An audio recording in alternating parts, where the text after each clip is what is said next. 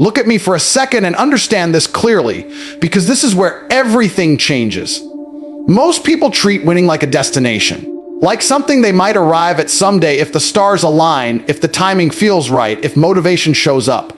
That mindset is exactly why they stay average forever. Winning is not a finish line. Winning is not a moment. Winning is who you decide to be long before results ever show up right now. There are two types of people watching this. One group wants to win. The other group is willing to become a winner. Wanting is cheap. Becoming is violent. Becoming demands a complete identity shift. It means you no longer ask yourself what you feel like doing. You ask yourself what a winner would do in this moment, and then you do that thing whether you like it or not. When winning is your identity, your behavior changes automatically. You don't wake up hoping for a good day. You wake up expecting excellence from yourself. You don't need reminders. You don't need motivation videos. Your standards pull you forward even when your energy is low. You move differently because you see yourself differently. Most people sabotage themselves because their identity is weak. They say they want success, but deep down they still see themselves as average. So when pressure arrives, they retreat to who they believe they are. Identity always wins over desire, every single time. If you see yourself as someone who sometimes works hard, you will stop the moment it becomes inconvenient. But if you see yourself as a winner, quitting feels like betrayal. Winners don't negotiate with circumstances. They don't ask permission from fear. They don't wait for confidence to show up. Confidence is built through repeated proof, and proof only comes from action. You don't become a winner by thinking. You become a winner by acting before you feel ready and proving to yourself over and over again that you are capable of more than comfort allows. Understand this: your environment doesn't shape you as much as your identity does. Two people can live in the same city, face the same economy, the same obstacles, and end up with completely different lives. Why? Because one decided they are the type of person who finds a way, and the other decided they are the type of person who needs excuses. Life always agrees with the identity you choose. When winning is your identity, you stop chasing validation. You don't need applause. You don't need approval. You don't need anyone to believe in you. Your belief becomes internal, non-negotiable, and permanent. You don't explain yourself to people who don't understand your hunger. You outgrow them silently. A winner's identity is built in private. In the early mornings when nobody is watching. In the late nights when quitting would be easy. In the moments where discipline replaces emotion. Every time you choose the hard option, you cast a vote for the person you are becoming. Stack enough of those votes, and your identity becomes unbreakable. Most people wait for a win before they start acting like winners. That's backward. Winners act first, results come later. The scoreboard always updates after the work is done. If you wait for proof before you commit, you will never commit fully. Identity must come first. This is why excuses disappear when identity is strong. A winner doesn't say, "I'm tired." A winner says, "This still needs to be done." A winner doesn't say, "I'll try." A winner says, "I will." Language matters because language reveals identity. Listen to how you talk to yourself when things get hard. That voice exposes who you believe you are right now. The most dangerous decision you can make is to stop seeing winning as something you chase and start seeing it as something you embody. When you embody winning, everything else aligns. Your habits, your work ethic, your tolerance for pain, your refusal to settle. You stop asking how long it will take and start asking how far you can go. Once winning becomes your identity, there is no off switch. There is no vacation from standards. There is no version of you that accepts mediocrity. Even on your worst day, you operate at a level that most people never reach on their best day. That's the power of identity. It doesn't depend on mood. It doesn't depend on circumstances. It defines you before the world ever does. Let's be honest about something most people are too afraid to say out loud. Excellence is not normal. Excellence is not balanced. Excellence is not polite, calm, or convenient. Excellence is obsessive by nature, and the moment you understand this, you stop feeling guilty for wanting more than the average life that's been handed to you. The world tries to scare you away from obsession. They tell you to slow down, to relax, to enjoy the moment, to stop pushing so hard. What they're really saying is, don't outgrow us. Don't remind us of what we refuse to become. Because obsession exposes mediocrity. It makes average people uncomfortable to watch someone commit fully while they remain half. A sleep obsession is not thinking about your goals once a day. Obsession is when your mission lives in your head, even when you're doing something else. It's when every decision runs through one filter. Does this move me closer to the life I'm building, or does it delay it? When you're obsessed, free time becomes training time. Rest becomes strategic, not lazy. You stop wasting hours because you feel the weight of potential slipping away. Every elite performer in history has been obsessed. They just get praised after they win and criticized before they do. Before success, obsession is called unhealthy. After success, it's called dedication. The behavior never changes, only the results do. Most people quit too early because they listen to the wrong voices at the wrong stage of the journey. Obsession means you're willing to be misunderstood. It means accepting that people will talk about you, judge you, question your sanity. That's the tax you pay for refusing to live small. If everyone understands your lifestyle, you're not pushing hard enough. Growth demands isolation at certain levels. You don't build something extraordinary while blending in. Understand this clearly. Obsession is focus multiplied by sacrifice. It's choosing one path and burning the boats behind you. It's saying no to distractions that feel good in the moment but cost you everything long term. Most people want success but refuse to give up comfort. That contradiction keeps them trapped. When obsession kicks in, you stop needing external motivation. You don't need reminders. You don't need someone to hype you up. The work calls you. Not because it's easy, but because it's necessary. There's a deep internal pressure that doesn't let you relax until progress has been made. That pressure is a gift. Most people never feel it because they never commit fully to anything. Obsession sharpens your senses. You notice inefficiency. You feel time slipping. You become allergic to excuses, both yours and other people's. You stop lying to yourself. And that honesty is uncomfortable, but it's also what accelerates growth faster than anything else. The difference between obsession and addiction is direction. Addiction destroys. Obsession builds. Obsession has purpose. It's controlled aggression toward a meaningful outcome. It's discipline disguised as hunger. When channeled correctly, obsession becomes unstoppable momentum. There will be moments when obsession feels lonely. When others are celebrating and you're still grinding. When they're sleeping and you're still working. That loneliness is temporary. Regret lasts forever. One day, the same people who questioned your intensity will ask how you did it. And they won't like the answer, because the answer requires sacrifice they were never willing to make. Obsession also means accepting that you will never feel finished. Excellence has no ceiling. The moment you relax, someone hungrier starts closing the gap. That's not paranoia, that's reality. Competition never sleeps.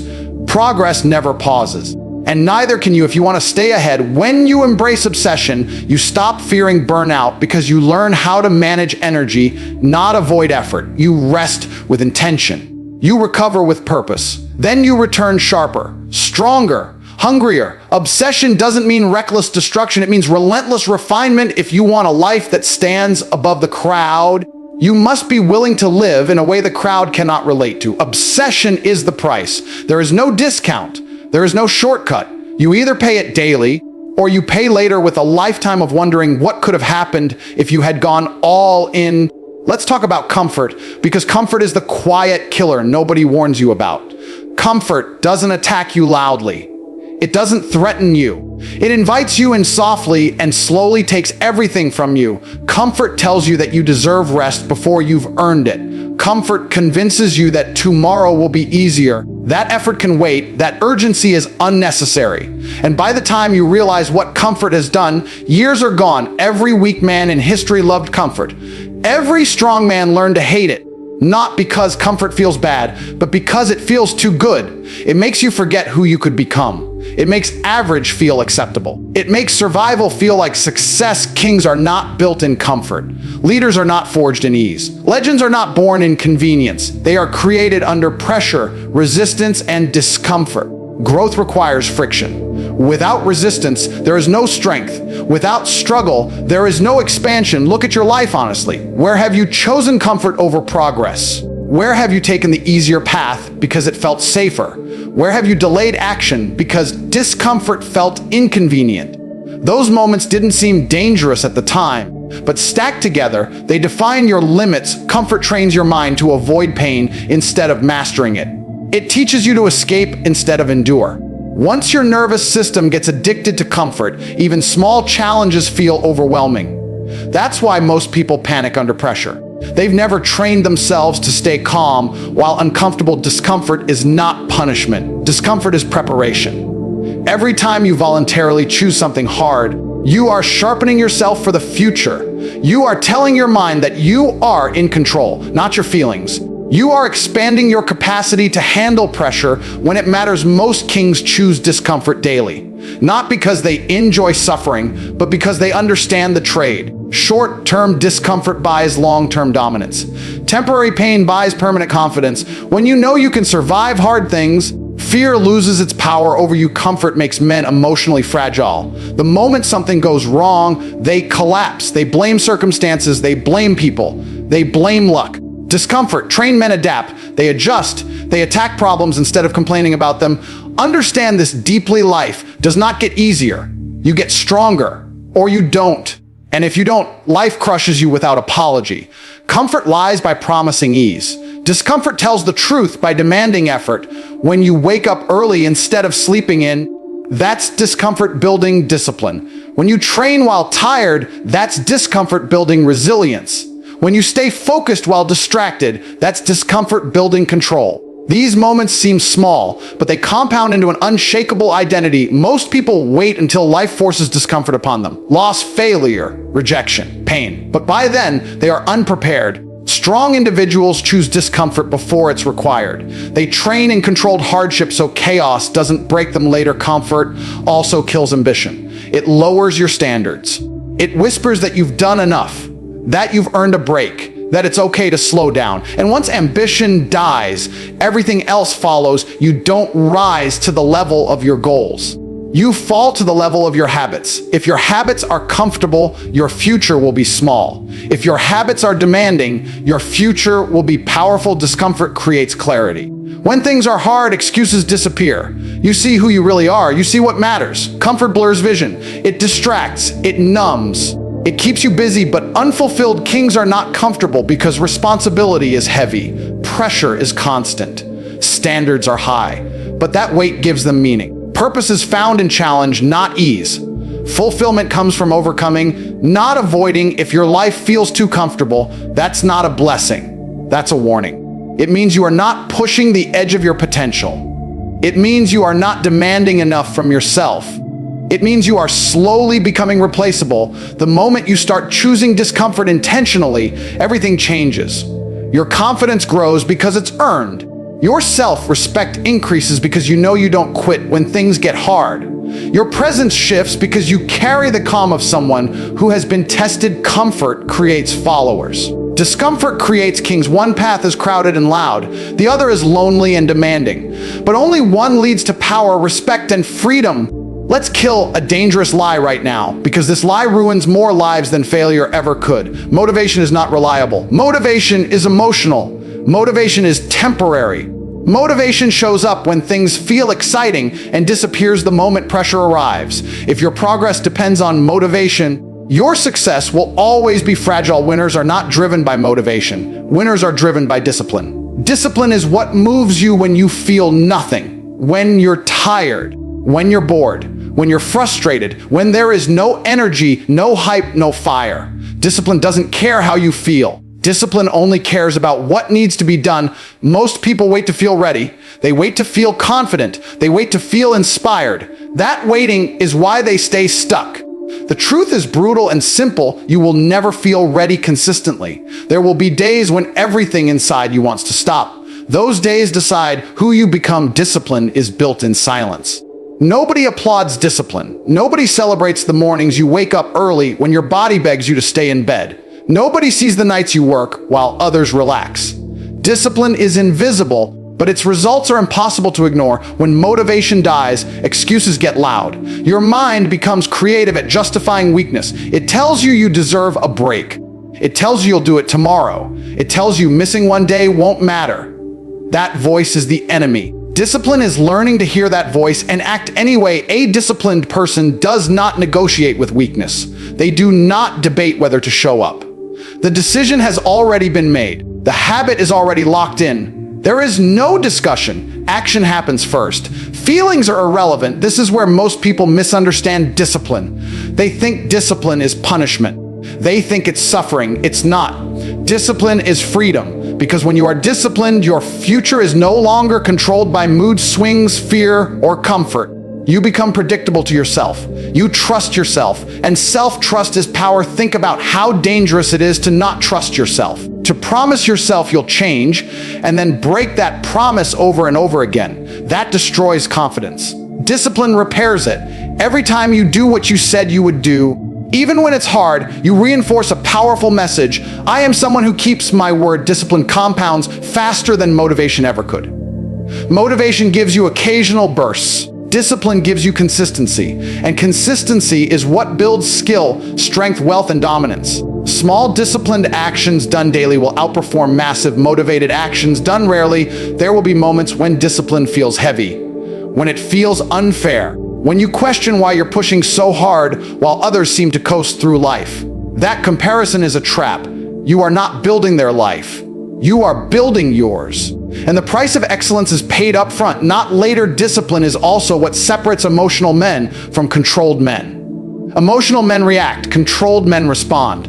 Discipline gives you command over yourself, over impulses, over distractions, over fear. When you can control yourself, the world becomes easier to control. Understand this clearly. Talent without discipline is nothing. Intelligence without discipline is wasted. Potential without discipline is painful, because you always know you could have been more. Discipline is what turns raw ability into undeniable results. You don't rise to discipline in big moments. You fall to discipline in small ones, when nobody is watching, when nobody cares, when quitting would be easy.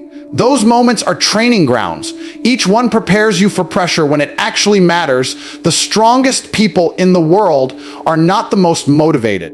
They are the most disciplined. They've trained themselves to act on command, to execute regardless of emotion, to move forward even when their mind resists. If you want a different life, you must become a different person. And that person is built one disciplined decision at a time. Not when you feel like it, not when it's convenient, but especially when motivation is dead. Let's get something straight, because most people are confused about this from the very beginning. Pain is not a mistake. Pain is not a sign that something has gone wrong. Pain is not the enemy. Pain is the price of entry to every higher level of life, and the people who try to avoid it end up stuck exactly where they started. Most men spend their entire lives running from pain. Emotional pain, financial pain. The moment something hurts, they retreat. They distract themselves. They numb themselves. They escape. And in doing so, they unknowingly run away from growth. Because growth and pain are inseparable. Pain is information. Pain is feedback. Pain tells you that you are pushing beyond what you were yesterday. Muscles don't grow without tearing. Minds don't sharpen without pressure. Character doesn't form without resistance. Every meaningful upgrade requires discomfort, and the bigger the upgrade, the sharper the pain. The problem is not pain itself. The problem is how you interpret it. Weak minds see pain as danger. Strong minds see pain as direction. When things hurt, losers ask, "How do I stop this?" Winners ask, "What is this teaching me?" There is no path to greatness that feels comfortable. Every man who has ever risen above the average has endured periods of suffering that most people would quit under. The difference is not tolerance. The difference is perspective. Winners don't see pain as punishment. They see it as proof that they're doing something meaningful. Pain exposes truth. When things get hard, masks fall off. Excuses disappear. You find out who you really are when quitting is tempting and no one would judge you for stopping. That moment is where identities are forged. Either you shrink or you rise. Most people don't fear pain itself. They fear what pain represents. They fear failure. They fear embarrassment. They fear being judged.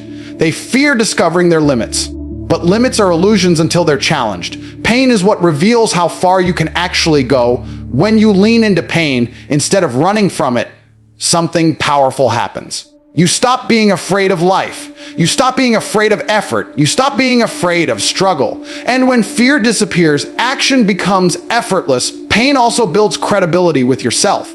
Anyone can feel confident when life is easy. But when you've walked through hard things and survived, your confidence becomes unshakable. You don't need reassurance. You don't need motivation. You've already proven to yourself that you can endure. Understand this: avoiding pain doesn't protect you. It weakens you. It lowers your threshold. It makes minor challenges feel overwhelming. The more you avoid discomfort, the more fragile you become. The more you face it, the more resilient you grow. There will be moments when pain feels endless, when progress seems invisible, when effort feels unrewarded. That's where most people quit. Not because they can't continue, but because they don't understand what's happening. Pain doesn't mean you're failing. Pain means you're still in the process. Every level has its own pain. The pain of discipline replaces the pain of regret. The pain of effort replaces the pain of being stuck. You don't get to avoid pain in life. You only get to choose which pain you're willing to live with. Strong men choose pain with purpose. They train when it hurts. They work when it's uncomfortable. They stay focused when it would be easier to escape. Not because they enjoy suffering, but because they value the outcome more than the temporary discomfort. Pain is also what separates talkers from doers. Everyone wants the reward. Few want the process. Pain filters out the uncommitted. It exposes who is serious and who is just fantasizing. If you want to become someone rare, you must be willing to experience what most people avoid. Pain is the gatekeeper. It stands between who you are now and who you could become. The question is not whether pain will come. The question is whether you will let it stop you or shape you.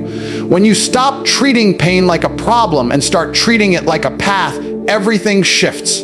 You stop asking for easier days and start building stronger versions of yourself. You stop complaining and start adapting.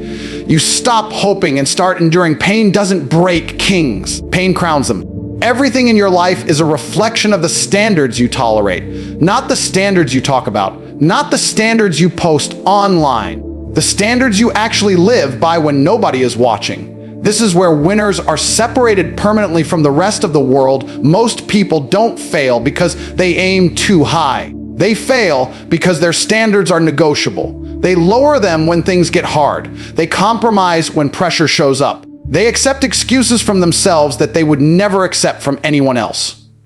And every time they do that, they train themselves to live beneath their potential. Winners have non-negotiable standards. They decide in advance who they are and what they tolerate. They don't wake up every day debating whether to be disciplined or focused or driven. That decision has already been made. Standards remove choice, and when choice is removed, weakness has nowhere to hide. Relentless standards are not about perfection. They're about consistency. They're about showing up at a level that most people can't maintain. Average people have occasional high standards when they feel inspired.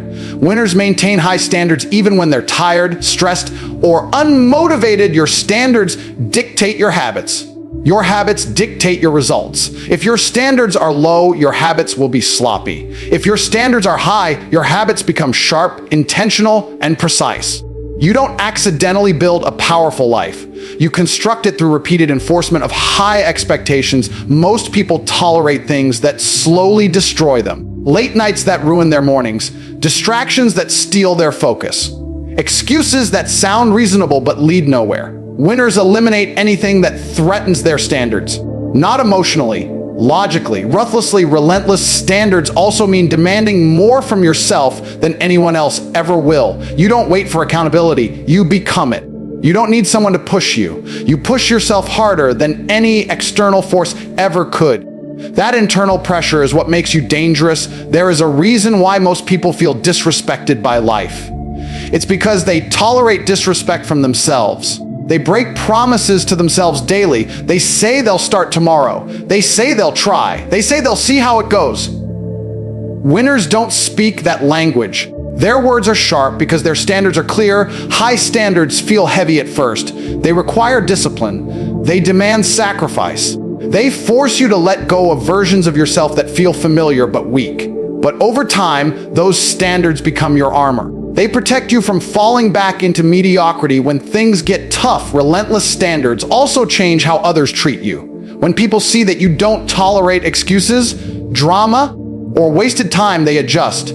Some will leave, some will criticize, some will resent you. That's the cost of elevation. Not everyone can come with you when you raise the bar. Winners understand that lowering standards is easy and raising them is painful. But pain is temporary. Regret is permanent. Every time you choose to uphold your standards instead of taking the easy way out, you strengthen your identity. You become someone who can be trusted under pressure. Standards determine your environment.